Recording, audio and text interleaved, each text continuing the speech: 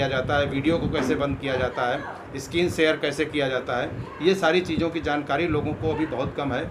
हमको भी नहीं थी, हमने भी धीरे धीरे सीखी है और जो लोग सीखना चाहेंगे वो बहुत जल्द इसको सीख भी लेंगे, इसमें कोई दिक्कत वाली बात नहीं है। चलिए आज की मीटिंग की स्टार्टअप करते हैं। सबसे पहले आरसीएम की जान, आरसीएम की शान, मैं आरसीएम का प्लान आपके सामने रखना चाहता हूं और आज का प्लान मैं स्क्रीन को सपोर्ट में नहीं लूँगा, मैं ऐसे ही वर्बली प्लान बताना चाहता हूं।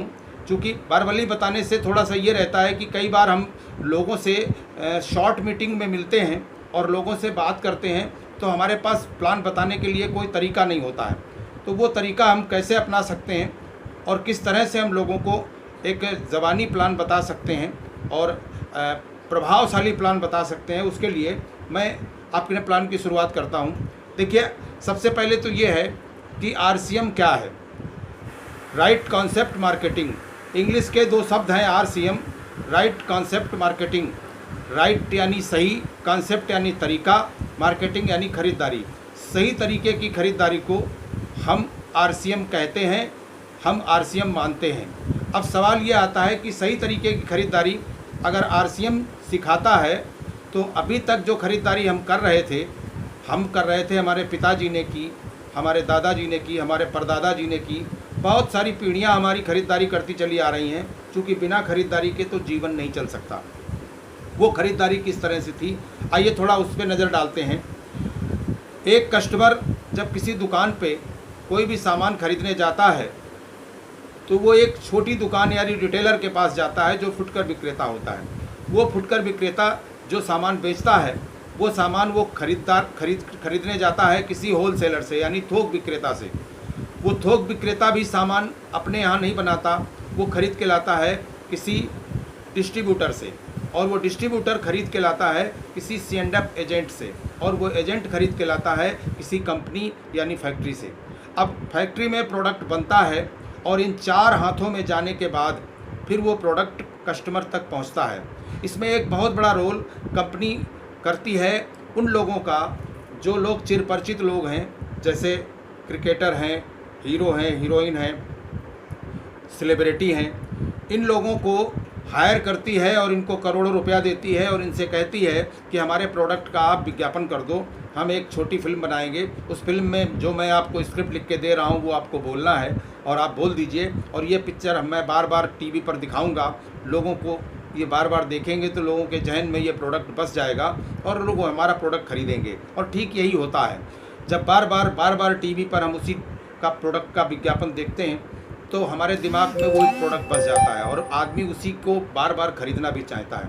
तो इस तरह से जो प्रोडक्ट खरीदने की प्रक्रिया थी और जो ट्रेडिशनल बिजनेस की प्रक्रिया थी, उसमें अगर कोई प्रोडक्ट 50 रुपये की लागत में बन के तैयार होता है तो इन मिडिल मैनों का प्रॉफिट जुड़ता है और एडवर्टाइजमेंट का खर्चा जुड़ता है और वो ग्राहक तक पहुँचते पहुँचते वो 100 या 100 से ऊपर की कीमत का हो जाता है। यानी 50% पैसा इन मिडिल मैनों के घर जा रहा है।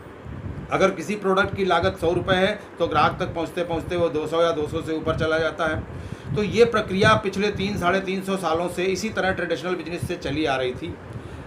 हमारी जो आरसीएम की व्यवस्था है, उन्होंने कहा राइट कॉन्सेप्ट मार्केटिंग, यानी हम खरीदारी का तरीका थोड़ा सही करना चाहते हैं। तो उन्होंने सही इसमें क्या किया, सही उन्होंने ये किया कि बीच के मिडिल मैनों को हटा दिया, एडवर्टाइजमेंट को हटा दिया और कहा कि कंपनी प्रोडक्ट बनाएगी और डायरेक्ट ग्राहक को अपने साथ कंसल्ट कर लेगी, उसकी KYC ले लेगी, अपने साथ उसको जोड़ लेगी और उसको एक पर्टिकुलर ID नंबर दे देगी। और हमारी एक अपनी वेबसाइट है, उस वेबसाइट पर जैसे ही उसका ID नंबर डाला जाएगा उसका नाम खुलेगा और उस नाम के ऊपर वो अपनी बिलिंग करा सकता है। जो भी प्रोडक्ट लेगा वो अपने नाम पर लेगा। अब जब अपने नाम पर वो बिलिंग करा के प्रोडक्ट लेगा तो इसमें बहुत सारी चीज़ें एक नंबर की हो जाएंगी। पहला तो बिल एक नंबर का हो जाएगा, दूसरा प्रोडक्ट एक नंबर का हो जाएगा क्योंकि बीच में कोई मिडिल मैन नहीं है। चूँकि मिडिल मैन रहते हैं तो वो डुप्लीकेट प्रोडक्ट कर देते हैं। कंपनी भेजती है एक ट्रक माल और बीच में वो 2 ट्रक माल हो जाता है, क्योंकि वो वैसी पैकिंग, वैसे ही रैपर सब बना के और कंपनी का नाम छाप के आगे प्रोडक्ट बढ़ा देते हैं। क्योंकि कंपनी का बीच में कोई कनेक्शन नहीं रहता है। कंपनी जैसे C&F को प्रोडक्ट बेच देती है, कंपनी का कनेक्शन ख़त्म हो जाता है और जब भी कोई ग्राहक प्रोडक्ट खरीदने जाता है तो उसको वहाँ से कोई बिल नहीं मिलता है। यहाँ पर अगर कोई व्यक्ति एक शैम्पू का पाउच भी खरीदता है तो वो भी पक्के बिल के साथ मिलता है। तो इस तरह से ये ट्रेडिशनल बिजनेस में जो 50% पैसा लोगों के पास ना आके ये मिडिल मैनों के पास और एडवर्टाइजमेंट वालों के पास जा रहा था, यहाँ कंपनी ने जो RCM का निर्माण किया उसमें वो 50% पैसा हम डायरेक्ट ग्राहक की तरफ मोड़ दिया है। अब इस पैसे को कंपनी बांटती कैसे है, ये थोड़ा समझने की बात है।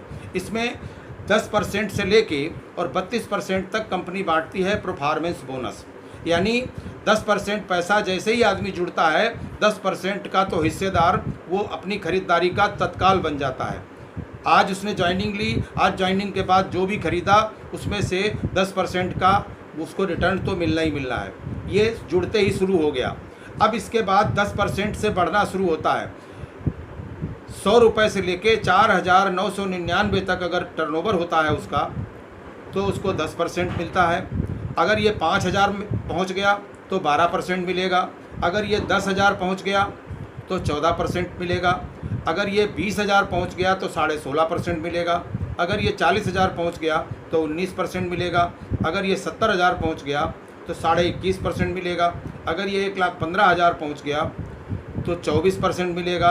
अगर ये 1,70,000 पहुँच गया तो 26.5% मिलेगा। अगर ये 2,60,000 पहुँच गया तो 29% मिलेगा। और अगर ये 3,50,000 पहुँच गया तो 32% मिलेगा। 32% तक कंपनी परफॉर्मेंस बोनस बांटती है। आप जितना परफॉर्मेंस करेंगे उतना आपको पैसा मिलता जाएगा। ये 32% पैसे को अगर आदमी स्वयं प्रोडक्ट यूज़ करे और लोगों को प्रोडक्ट दे, खुद यूज करे और लोगों को प्रोडक्ट सेल करके, ये 32% पैसा ऐसे ही ले सकता है यूज करके और सेल करके। लेकिन अगर 32% से और ऊपर लेना है तो हमें अपना नेटवर्क बनाना पड़ेगा। और नेटवर्क बनाने से दो फायदे होंगे। एक तो आपके पास बड़ी मात्रा में पैसा आएगा, दूसरी चीज़ आपको आर्थिक आज़ादी आएगी। कुछ समय के बाद जब नेटवर्क आपका बड़ा हो जाएगा और वो नेटवर्क काम करना शुरू कर देगा तो फिर आपको काम करने की ज़रूरत नहीं रहेगी। उस नेटवर्क को बनने के बाद में कंपनी रॉयल्टी बांटती है, जो रॉयल्टी 3% से लेकर 8% तक मिलती है। और फिर रॉयल्टी के बाद जब और बड़ा बिजनेस हो जाता है तो फिर कंपनी टेक्निकल बोनस बांटती है। टेक्निकल बोनस का मतलब है कि उस समय व्यक्ति पूरी तरह से आर्थिक रूप से आज़ाद हो चुका होता है, फिर उसका नेटवर्क बहुत बड़ा हो चुका होता है और इसके बाद फिर उसको काम करने की आवश्यकता नहीं रहती है। फिर वो काम करे या ना करे, कहीं घूमे कहीं जाए, देश विदेश घूमे, जो मर्जी वो करे, लेकिन उसके नेटवर्क पर कोई फ़र्क नहीं पड़ता है, उसकी इनकम पे कोई फ़र्क नहीं पड़ता है। वो लगातार इस सिस्टम से पैसा कमाता रहता है और जीवन का एंजॉय करता रहता है। ये इस तरह का सिस्टम बनाने वाली कौन सी कंपनी है, इस कंपनी का नाम क्या है? इस कंपनी का नाम है fashion shooting private limited, Bhilwara Rajasthan. ये भीलवाड़ा राजस्थान की कंपनी है। 1978 से इस कंपनी का संस्थापन हुआ था। इन्होंने कपड़े के व्यवसाय से काम शुरू किया था। सन 2000 तक इन्होंने भी ट्रेडिशनल तरीके से कपड़े को बेचा। ये पैंट पीस बनाते थे, शर्ट पीस बनाते थे। सन 2000 अगस्त में इन्होंने एक व्यवस्था का स्थापना किया। उस व्यवस्था का नाम है RCM, right concept of marketing. सन 2000 में लगभग 100 लोगों ने मिल के इसको स्टार्टअप किया और इसका नाम रखा RCM। RCM मतलब राइट कॉन्सेप्ट ऑफ मार्केटिंग, खरीदारी करने का सही तरीका, ये नाम दिया गया।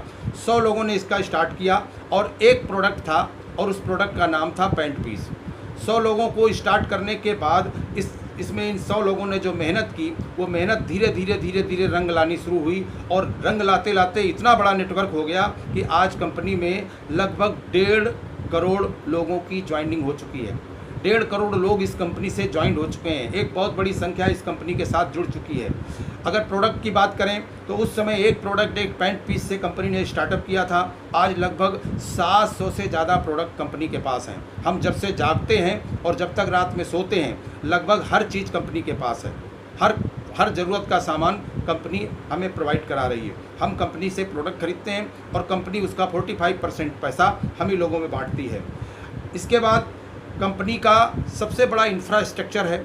आज कंपनी का जो हेड ऑफिस है, जिसको हम RCM वर्ल्ड बोलते हैं, वो लगभग 100 एकड़ में बना हुआ हेड ऑफिस है। बहुत बड़ा है। भारत में जितनी कंपनियां हैं, इतना बड़ा हेड ऑफिस किसी के पास नहीं है। पूरे देश में कंपनी की फैक्ट्रियों की इकाइयां हैं। लगभग 60% प्रोडक्ट कंपनी अपनी खुद की मैन्युफैक्चरिंग करके बनाती है। 40